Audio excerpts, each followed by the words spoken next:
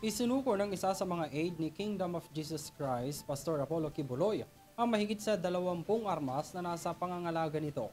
Ito'y para raw patunayan ng mga balitang pinoprotektahan umano nila ang pastor gamit ang naturang mga armas. Narito ang aking report.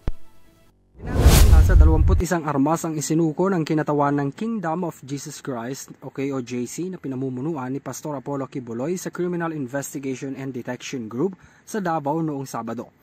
Nagpakilala ang kinatawan ng KOJC na si Israelito Toriom.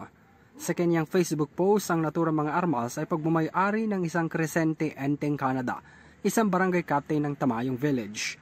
Aniya, sa pamamagitan ng kanyang representation, nagpasya si Canada na ipagkatiwala ang lahat ng kanyang lisensyadong baril sa CIDG Regional Office sa pamumuno ni Colonel Bernard Pagaduan at Major Edgardo Bahan.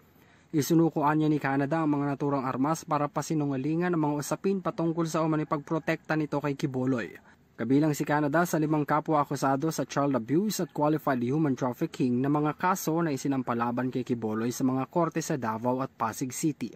Samantala, ayon naman kay CIGD Director Police Major General Leo Francisco, bahagi ng naturang pagsuko ng mga armas ang kanilang kampanya laban sa loose firearms o ang tinatawag na O-Plan Paglalansag Omega ng Philippine National Police.